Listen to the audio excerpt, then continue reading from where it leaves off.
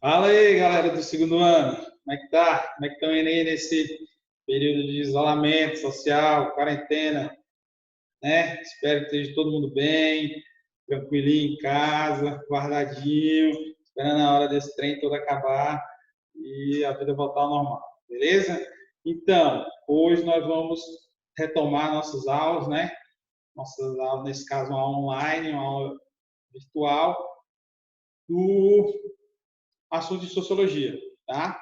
O capítulo que nós vamos tratar hoje está aí para vocês, é a sociedade capitalista e os autores do liberalismo, tá? Vocês lembram muito bem que nós estudamos com isso, né? Estudamos isso da última vez, estamos sobre o socialismo e agora vamos dar ênfase no capitalismo, beleza? Então vamos lá.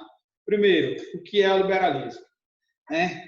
Cara, digamos assim, a cara do liberalismo, o nome já diz, é liberdade, né? É dar ao indivíduo a prerrogativa da liberdade, de que ele tenha o mínimo possível de influência, de interferência, de ingerência do governo, né, na sua organização, beleza? Então, o John Locke, né, que é o cara que começa com essa ideia do liberalismo, né, baseava-se na defesa da liberdade nos campos econômico, político, religioso e intelectual contra as ingerências e atitudes coercitivas do poder estatal.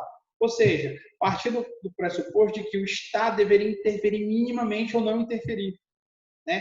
Que o indivíduo tivesse liberdades individuais, liberdade de pensamento, liberdade econômica, liberdade política, religiosa, para que ele se desenvolvesse, que isso seria natural da sociedade, né? O indivíduo em sociedade, ele naturalmente, com a liberdade, ele iria organizar, a sociedade iria se organizar a partir dessa ideia do liberalismo do John Locke, certo? Mas também reconhecia que o indivíduo sem nenhuma regra, ou com pouquíssimas regras, ele não seria suficientemente capaz de gerir a sociedade, certo? E aí ele sugere, né, a criação do governo. Para quê? Assegurar os direitos naturais e buscar o bem público. O governo é uma esfera superior, é uma esfera que está acima do indivíduo. Mas ele parte da ideia de que nós enquanto seres sociais, elementos da sociedade, aceitamos a existência do governo e o poder que ele exerce sobre nós. Qual é o papel do governo? Garantir o bem-estar social, garantir o bem público, garantir o bem coletivo, garantir que o indivíduo, né, tenha acesso às necessidades básicas e que o Estado não interfira, né, nas questões que não lhe dizem respeito. Que o indivíduo tem que ter a liberdade de tomar as decisões, consequentemente, arcar com as consequências das suas decisões. Certo? A ideia do liberalismo é essa, diminui a interferência, a ingerência do Estado, né, com punições, com ações coercitivas em cima das ações dos indivíduos.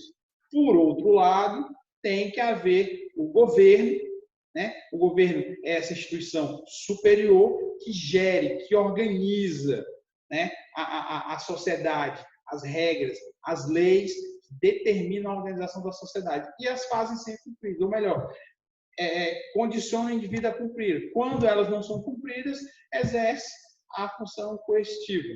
Mas, segundo o John Locke, essas funções coercitivas seriam mínimas. Por quê? Porque parte da liberdade de escolha do indivíduo. Beleza? Entendeu? Todo mundo tranquilo? Então vamos lá. O Adam Smith. O Adam Smith, muito famoso, escocês, muito famoso, né, trouxe a ideia um século depois, de aprimorar, anexar as ideias do John Locke. Ele trouxe mais, digamos assim, funções para o liberalismo. Ele desenvolveu mais o liberalismo especificamente, né, na questão econômica, na ordem econômica. Ele diz aí, ó, a esfera econômica é de ordem natural e não moral, baseada na heterogeneidade dos indivíduos dispersos e organizados. Ou seja, para o Adam Smith, a economia é algo natural, né? Ele entra com a ideia, né, ele surge com a ideia de quebrar o monopólio, né? A livre concorrência. O que é um monopólio? É quando a empresa mantém a maior parte das ações, o poder, a maior parte das ações sozinha. Por quê? Porque as outras empresas não conseguem competir com ela, certo? E a ideia da livre concorrência é justamente isso, permitir que todas as empresas, todas as indústrias, toda a esfera econômica tenha condição de competir de igual para igual, que isso é natural. Se você imaginar assim, que se você vai comprar alguma coisa num lugar, ela é um preço, e em outro lugar a mesma coisa é mais barata, o indivíduo naturalmente, segundo Adam Smith, tende a procurar mais barata, proporcionando com que aquele indivíduo, com aquele estabelecimento, consiga concorrer com o outro, obrigando o outro a se adequar àquela realidade. Então, baixa o preço, faz uma promoção, para tentar trazer o cliente de volta. É nessa ideia, né, que o Adam Smith foca muito mais a sua teoria. Ele anexa, digamos assim, ele melhora o liberalismo, mas anexa muito mais nesse viés econômico, partindo da ideia de que isso é natural, certo? Que a concorrência é natural do ser humano, certo? Ela não é exclusivamente da esfera, ela não é da esfera moral, ela é natural, certo? Tranquilos? Como que ele explica isso? 2 temas. O uso da racionalidade instrumental, o uso adequado de meios para a obtenção dos fins, ou seja, os indivíduos que querem alcançar os objetivos econômicos, eles dispõem desses meios, eles têm direito de dispor desses meios. Talvez alguns meios possam ser questionáveis como imorais, mas não é essa a preocupação. A preocupação é dar o aspecto da livre concorrência. Ele não diz que o indivíduo tem que ser errado, né? Inclusive que o indivíduo tem que fazer as coisas fora da lei. Não é isso. Tá? Ele não diz isso. Mas, digamos assim, que parte da ideia do que nós sabemos hoje do capitalismo é de que a necessidade, o indivíduo com a necessidade de ganhar o cliente, ele pode tomar as atitudes que ele considerar que sejam importantes para ele. Certo? É o que eles chamam de racionalidade instrumental. Adequar o meio, né, para a obtenção dos fins. Adequar as suas, digamos assim, a sua organização para a obtenção do fim, para a obtenção do objetivo que ele tem. Certo? O segundo é o sistema da liberdade natural. A concorrência entre os capitalistas faria bem para o contexto econômico. Qual é a ideia do Adam Smith? Por ser natural, essa ideia de concorrência, de livre concorrência, do indivíduo buscar o melhor para si, estou falando na questão econômica, isso seria bom para o contexto da sociedade. Estimularia a sociedade, faria com que o comércio desenvolvesse, com que a indústria se desenvolvesse, com que a economia se desenvolvesse. Por quê? Porque ia gerar nas instituições uma necessidade de conseguir conquistar aquele cliente. Certo? Conseguir conquistar, né, aquela compra, aquele fidelizar, digamos assim. Hoje a gente pode colocar essa ideia de fidelizar. Ou seja, porque é natural. Porque é natural, porque é algo comum, porque é algo que já está, digamos assim, é intrínseco do indivíduo. Né? Essa ideia de procurar a melhor forma, a melhor vantagem econômica para si, na esfera econômica para si, para ter o melhor pagando o que ele acha que é justo. E se puder pagar menos, a gente vai pagar menos, que é mais ou menos assim que funciona. Beleza? Tranquilos? Cara, outro autor importante do liberalismo, certo? É o Thomas Malthus. Thomas Malthus, cara, desenvolveu a teoria do malthusianismo. Qual que é essa teoria do malthusianismo? Né? A ideia dele é o seguinte, que a população cresce numa proporção muito maior do que a produção de alimentos. E que em determinado momento, se nós formos pegar o crescimento, digamos assim, a cada século da sociedade das pessoas, né, nós vamos perceber que ela dobra de tamanho várias vezes e a produção de alimento não acompanha, né, esse crescimento. Tá? A teoria do Malthus defendia isso, de que a sociedade crescia numa progressão geométrica e a produção de alimentos numa progressão aritmética. E em determinado momento iria faltar. Iria sobrar gente, ia faltar comida, ia faltar alimentos. Certo? E aí ele desenvolveu a teoria ficou chamado de malthusianismo. Qual que era a ideia?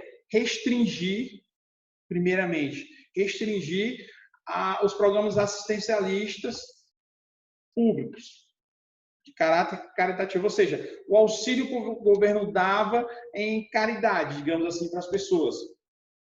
Por quê? Porque a partir do momento em que o governo continuasse dando esse auxílio para as pessoas iam ficar confortáveis, iam saber que em determinadas situações elas iam conseguir, né, e especificamente fala do tamanho, né, a teoria do malthusianismo especificamente fala do tamanho das famílias, as famílias iam continuar crescendo. Por quê? Porque sempre ia ter o apoio do governo. Certo? Então, primeira coisa, restringir, certo? Restringir o máximo possível o acesso à existência de programas de assistencialismo público. O governo dá assistencialismo público para essas pessoas, né? Dá o que eles chamam de caridade, dá sem ter necessariamente que receber aquilo de volta. As pessoas recebiam, não pagavam, e aí, consequentemente, as famílias continuariam aumentando. E a parte mais polêmica, que era a abstinência sexual dos menos favorecidos. Basicamente, era o quê? Os pobres, os menos favorecidos, iam ter que deixar de fazer sexo e reproduzir. Certo? Imagina que isso aí deu uma situação bem complicada para o Malthus.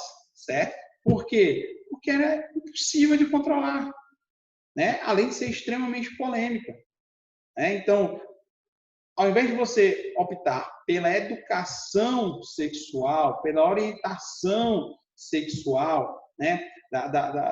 Do planejamento familiar, ele foi muito severo, ele optou severamente pela abstinência sexual. Certo? É lógico que gerou, como eu disse, muita polêmica, não conseguiu, né, se emplacar essa teoria. Tempos depois, surgiu, na década de 60, o neomalthusianismo. Certo? Qual que era a ideia do neomalthusianismo? Mantinha o conceito da ideia do Thomas Malthus, né, do crescimento da população em proporções geométricas e ao alimento em proporções aritméticas, mas, no lugar de abstinência sexual, foi usado a educação, a orientação. Entre uma delas, com mais eficácia, o controle de natalidade. Certo? Digamos assim, a formação de famílias mais conscientes. O indivíduo, trabalhar no indivíduo, a possibilidade de diminuir esse aumento da população. Por exemplo, preservativos, né? A pílula anticoncepcional, ou seja, uma possibilidade de gerar uma programação, certo? Uma possibilidade de gerar uma organização no crescimento da população. As pessoas poderiam se programar, poderiam se planejar e diminuiria, consequentemente, o número de nascimentos, digamos assim, sem planejamento, certo? Casou-se, né, juntou-se na ideia da revolução sexual. Se você der uma pesquisada, você vai perceber que final da década de 50, década de 60, 70, 80, a questão sexual ela mudou muito, certo? Principalmente o papel da mulher. O papel da mulher mudou drasticamente. A mulher sai daquela que era criada para ser dona de casa, para ser uma esposa servil ao marido, né, aos filhos, e passa a ter seus direitos. Passa a ter direitos como cidadã, que nem não tinham, né? Passa a ter direito de trabalhar, passa a ter direito de ter uma carreira, né? Passa a ter a ideia de desenvolver sua vida sem necessariamente estar sendo criada para ser simplesmente uma mãe de família e que iria cuidar apenas do marido e dos filhos, certo? E isso tudo vem mudando até hoje. Hoje, a ideia da mulher, do papel da mulher na sociedade é muito diferente do que já foi. Muito diferente do que já foi. Hoje em dia, as mulheres têm um papel muito influente, importante em todas as esferas da sociedade. Todas, sem exceção, as mulheres têm papel importante. Certo? Tranquilo? Voltando um pouquinho aqui para falar sobre o John Locke, né? A ideia do contrato social. Lá atrás, vou voltar aqui para a gente ver. Lá atrás, ó, a criação do governo para assegurar os direitos naturais e a busca do bem público, certo? Qual que era a ideia? Nós, enquanto indivíduos, nós não temos condição de viver em sociedade sem regras, sem leis. Caso isso acontecesse, né, nós viveríamos em um estado de natureza. O que era esse estado de natureza? Em que o homem não teria uma lei específica para seguir, uma organização, né, específica para seguir. Todo mundo se sentiria no direito de ir lá e pegar para si aquilo que queria. O que é esse contrato social? É o entendimento de que, acima de nós, é necessário que exista uma instituição superior, o governo. Certo? Esse governo é responsável por garantir a nossa liberdade. E aí está a frase aí do Thomas Hobbes, ou desculpa, do John Locke. O homem só é livre realmente quando vive por meio de leis que limitam a sua liberdade, evitando estar na natureza. Rogério, mas isso é muito incoerente. Como é que eu sou livre a partir do momento que eu tenho leis que limitam a minha liberdade? Justamente para não deixar que a sua liberdade interfira na liberdade do outro. Essa é a ideia da liberdade, né? Essa é a ideia do Estado, garantir o bem-estar social, garantir as condições para os indivíduos e garantir a proteção aos direitos inalienáveis do cidadão. Certo? Como que o Estado garante a sua liberdade? Garantindo que ninguém interfira nela. Ah, mas e as regras e as leis? Para garantir que nem você possa interferir na liberdade dos outros. Então, por que o contrato social? O que é esse contrato social? É um acordo. Quando você nasce, quando você é socializado, quando você cresce na sociedade, esse acordo já é, digamos assim, pré-estabelecido por você. Você vai sendo socializado em cima do contrato social, em cima daquilo que é permitido ou não. Você aprende a ser um ser social em cima daquilo que é permitido ou não fazer. Certo? Outra característica importante de nós lembrarmos do John Locke, né, com relação ao protestantismo, né? A prerrogativa de que era uma visão, mantinha-se, deu foco, deu ênfase, associou-se muito mais à ideia do associou-se muito mais à ideia contrária ao catolicismo cristão, né, ao cristianismo. Por quê? Porque enquanto o cristianismo pregava o não enriquecimento, digamos assim, o não acúmulo de bens, considerava isso um pecado, né, o protestantismo direcionava exatamente o contrário. O indivíduo tem, pela graça de Deus, a possibilidade de acumular bens, de ganhar dinheiro, de enriquecer, de ter sucesso na vida. Isso foi uma orientação de Deus.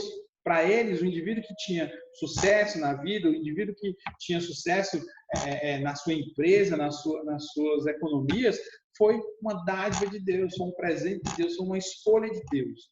Então, não era pecado, certo? E isso influenciou muito o crescimento do capitalismo, principalmente nos Estados Unidos, certo? E para encerrar, né, já estamos chegando já ao final, o Adam Smith, né, pai da economia moderna e principal teórico do liberalismo econômico. E aí volta ao assunto que eu falei para vocês, a questão da concorrência, né, do monopólio. Ou seja, o Adam Smith era defensor do equilíbrio. Como? A livre concorrência. A economia baseada na livre concorrência dava mais vantagens para o cidadão. Por quê? Porque as empresas iam concorrer entre si para buscar o cliente, para conseguir conquistar, fazer com que aquele cliente comprasse o seu produto.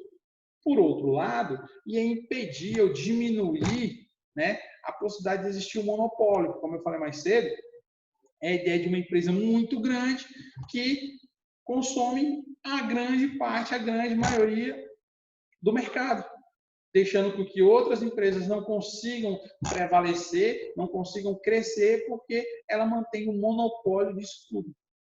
A ideia do Adam Smith é muito clara. A partir do momento em que se abre a concorrência, a livre concorrência, certo? O mercado, por si só, vai moldar a sua organização e vai ser o antídoto, como ele fala, ou ser a forma de não existência mais dos monopólios.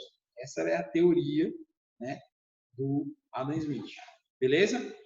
Os princípios básicos para o equilíbrio do progresso. Qual é a ideia, né, dele? O que ele defende que seja o mínimo necessário que o Estado, né, tenha que ter para garantir a evolução, para garantir o progresso, para garantir o bem-estar? Primeiro, liberdade individual no campo econômico. Não pode haver restrições econômicas. Então, o indivíduo tem que ter total liberdade. Ele pode escolher o ramo que ele vai trabalhar, ele pode escolher a área que ele vai trabalhar, o produto que ele vai trabalhar, certo? Direito inalienável à propriedade, ou seja, já é do indivíduo. O indivíduo tem esse direito desde o dia que nasce.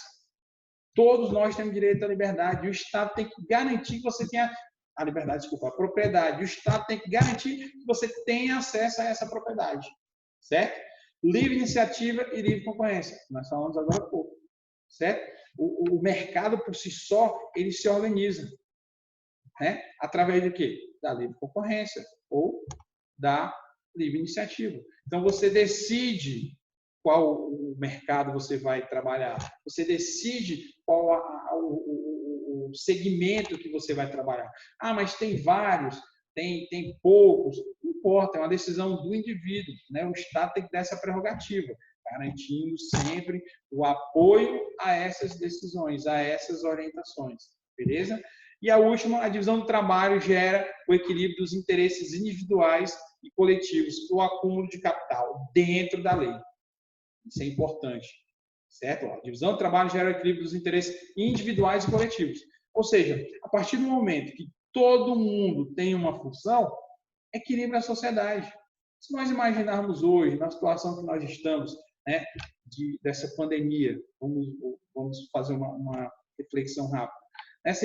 No momento que nós estamos nessa pandemia, você imagina que tanto o trabalhador como o empregador estão necessitando de voltar às suas rotinas normais. Se vocês estão acompanhando os noticiários, o tempo todo nós estamos vendo isso. Uns querendo voltar e o Estado, o governo, segurando, né? Porque entende que o momento não é esse. Então, quando ele fala de divisão do trabalho, traz o equilíbrio, é justamente esse. Quem paga para você trabalhar e quem recebe para trabalhar, equilibra a sociedade, certo? Faz com que dentro de uma sociedade todo mundo tenha uma função. A partir do momento que todo mundo tem um emprego, tem uma função, equilibra o acúmulo de capital. Porque quem trabalha quer receber e recebe, né? E quem paga para você produzir quer que você produza, para que ele possa vender, para que ele possa ganhar o dinheiro e para que ele possa repassar para você a parte que lhe cabe. Então, é esse o princípio, né, básico, digamos assim, do equilíbrio da sociedade, do equilíbrio do Estado, segundo o Adam Smith. Beleza? E por último, né, o que o Adam Smith considera que seja importante, né, as funções do governo, lembrando a ideia do contratualismo lá atrás do John Locke, da ideia de que um governo é uma instituição superior ao indivíduo que é responsável por garantir o bem-estar do indivíduo, certo? Então, a primeira dela, o governo deve garantir a justiça como principal função da sua existência, certo? Lembra que nós já falamos a diferença de justiça e necessidade? Tá? Então, o governo é o garantidor da justiça. Ele tem que garantir a justiça, certo? Como principal função da sua existência. Garantir que todo mundo tenha acesso àquilo que lhe é de direito. Garantir que todo mundo desenvolva o seu potencial ao máximo possível como lhe é de direito. Garantir com que as pessoas tenham acesso minimamente as suas necessidades básicas, garantir que as pessoas tenham minimamente condições de desenvolver todo o seu potencial, certo? Proteger a sociedade contra a violência e a invasão de países independentes é a questão da soberania, certo? Um país é soberano dentro do seu território. O que é território de um país? Quem decide, quem determina é o Estado, é o governo daquele país, certo? Então, você protege o cidadão primeiro contra a violência dentro e a violência externa, garantindo que não seja invadido, né? Garantindo que a soberania do país não seja colocada em xeque. Proteger os membros da sociedade da injustiça e da opressão de qualquer outro membro, e aí é a ideia das leis, certo? Encaixa justamente aqui, porque as leis servem para proteger o indivíduo de outros indivíduos e, às vezes, até de si mesmo, certo? Então, esse princípio, né, de garantia, de lutar contra a injustiça, né, proteger os indivíduos contra a injustiça e das instituições e de outros indivíduos, certo? E o último, criar instituições públicas que outros indivíduos não têm o interesse de criar ou manter. Criar as instituições públicas que vão garantir o bem do cidadão, que vão garantir a condição do cidadão se desenvolver. A partir daí, né, o Estado consegue, fazendo isso, segundo Adam Smith, o Estado consegue progredir, consegue evoluir, consegue melhorar, consegue alcançar o seu ápice. Beleza, galera? Foi isso, era isso, tá? Espero que todo mundo tenha compreendido, tá? Desejo para vocês boa sorte. Daqui a pouco vamos nos ver novamente pessoalmente e também em outras aulas. Beleza? Um abraço, fique com Deus.